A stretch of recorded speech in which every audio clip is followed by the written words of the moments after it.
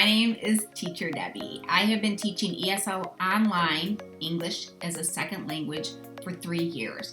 I've learned a lot of valuable information. I have taught in the public schools for 14 years, and now all I do is work from home. A lot of people work from home full time. I understand that, especially during this time.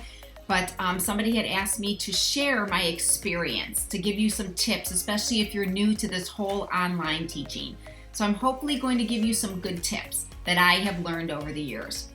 I first want to show you an example of how important everything that I'm going to be sharing with you is. I'm going to show you an example where I have no voice variation, where there's no lighting that's very bright, that I'm kind of slouchy. And just tell me how you feel. What is your first kind of reaction or thought about how class is going to go when you see these two different examples? Hey, it's your teacher. So today we're going to be learning about math, and everyone needs to have their paper and pencil ready, and just make sure that you're listening.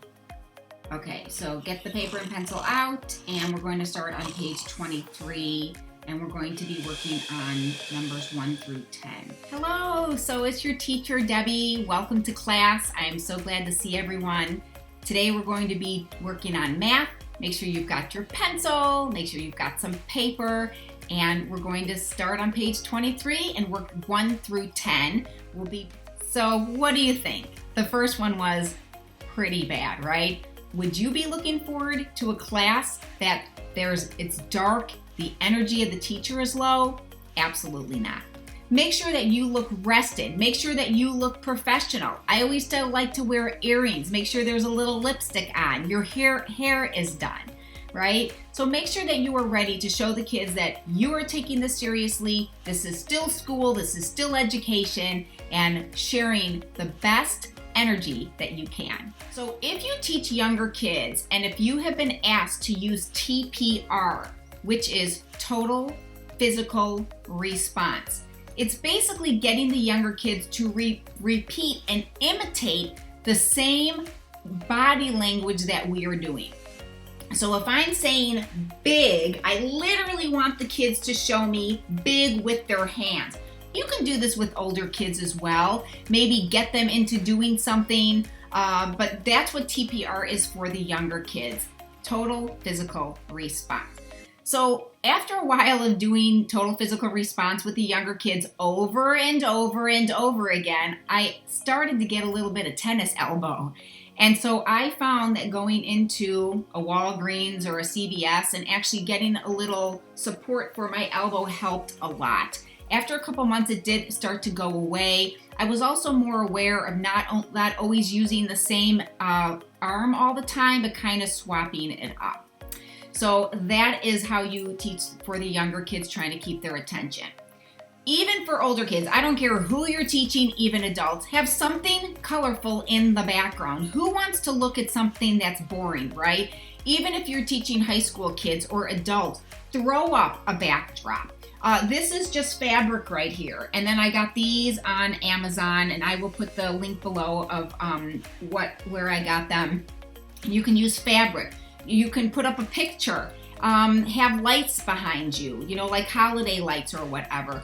Don't think that it always has to be a blank wall. Make sure that there's not a bookshelf or your kitchen no one wants to look at that. It also kind of takes away the professionalism of who you are. There's teachers who take racks, the clothes lines, and that kind of wheel around, put it behind you and throw a sheet over it, a shower curtain, right? Anything that's going to look warm and inviting. Make sure that there's not like an open cabinet or a door behind you or whatever. You also want to make sure you have a very quiet background. I've seen a lot of times when a dad or a husband or someone will pass by in their underwear. Make sure that everybody knows that you're online now. Make sure there's no dogs in the background that are barking or loud noises if you've got windows open. These are one of my favorite headsets. I love Logitech stuff, and I'm also going to try to put a link below for you. right now, the Logitech items or some of the items that you might be looking for might be a little bit expensive, and I think because it's in such high demand. But if you follow the link and you're like, whoa, that is way out of my price range, then look for another one. But I have always really loved the Logitech brands. And I'm talking even if you find one for $14, $15. This one I think was a little bit more expensive, but I have been through some of the less expensive ones and I use them all the time. So that's why I decided to invest a little bit more. Something else that you might want to invest in is a Logitech external webcam. And my favorite one is the 920. Again, the price might be a little bit high, but just follow the link down below and then find one that will work for you. The external webcams really make a huge difference in how you look. So if you don't have any external lighting, right now I have 2 5-bulb lights. So there's one in front of me and then there's one to the side of me. And I don't even have an overhead light going on right now. And you can see this is very bright and warm and welcoming. You also want to make sure, where are you in the camera, right? Make sure that the kids can see you. Don't be off to the side. That's just weird, right? Or if you're too low or you're too high, if your head is a little bit cut off, that's weird for the kids to be looking at the whole time. If you are sitting the entire time, make sure you're sitting up straight. If you want to stand, then stand up. There's a lot of teachers who will get an ironing board and put their computer on there. Maybe even an ironing board that can go up and down, so if you get a little tired between the classes, you know, you can stand up, you can sit down. I got one from Costco. I don't know if everyone who's going to be watching this lives near a Costco, but it's actually an electronic stand-up, sit-down desk, and I love it. It's got a flat top, and then I can put any kind of props. I teach younger kids. They're right near me on my desk. If you're teaching older kids, make sure you've got your paper, you've got your book. If you want to use a docu-camera, those are wonderful, right? Whatever you want to be using to help kind of liven up your class. If you're standing, there's these great supports that you can purchase, and they support your feet. So if you're not wearing gym shoes or whatever, to support your feet so that your feet don't get so tired. So if I'm teaching 2.5 hours, then for an hour and a half, I may choose to stand. And then for 30 minutes, I may choose to sit. And then I may stand again. There are some days I sit the entire time. There's some days I stand. And it really changes your energy. And it's a lot of fun. I actually enjoy it when I am standing.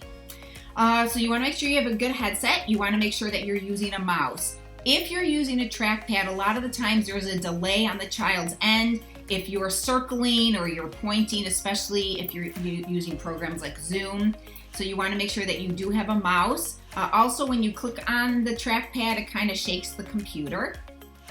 Make sure that you've got some nice bright lighting, that you're using voice variation, even with the older kids. You know, so often we have these teachers who say, we're going to be doing class and this is how you teach children, and then they are boring and monotone, and you're like, are you kidding me? We're all kids. And the way that you learned as a child is still the way that you learn today. So make sure you've got voice variation, right? Make sure that you're teaching these kids with videos, with audios, with question time, taking a break.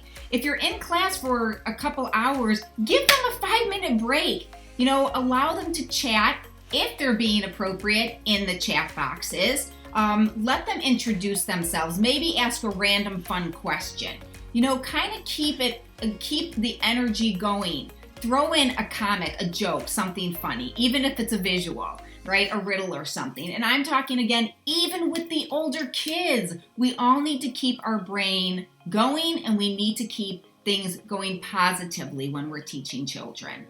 So make sure that you're also stretching. There are some easy exercises. So right now I'm actually going to bring my really cool desk, and I'm going to stand. I'm going to move my little chair. I'm standing on my little mat at the bottom. And these are very easy things that you can do. Even when you're standing, right? Move your feet up and down, right? Stretch a little bit. Have the kids do it with you. Do some jumping jacks. When you're sitting down, maybe you could do some, you make sure you're focusing on your legs or whatever. So be aware of it. When you're in between classes, run around wherever you live. Do some push-ups. Every break could be something different. You could do push-ups, you could do jumping jacks, you could do stretches. Make sure that you're stretching your back and everything. And I'm not a professional about stretching, so that's why I'm not going to really suggest, but I bet if you Googled, 2 minutes sitting at your desk exercises, a lot of things would probably come up on YouTube. Make sure that they can see you again in the camera, and also that your voice is loud and clear so that the people who are listening, the kids or the adults or the teens, are listening and they can hear you clearly. I hope that you found this video helpful. If you have any other questions or ideas, please feel free to leave them down in the comments. I will try to get back to your questions as soon as possible. And if you have tips too, please share them down below. You're going to learn what works. You also want to make sure that you have a stable, hardwired internet connection. You also want to make sure that you have a backup. So in case the electricity goes out, I got one of those small backup generators for less than a couple $100, and to me it's a great investment. So if my internet or my electricity happens to flicker on and off, it's not going to cut me out of the class. It's going to back up, and then hopefully my electricity will go on in the next couple of minutes. So again, I hope that these tips really helped you. Leave any questions below, and happy teaching!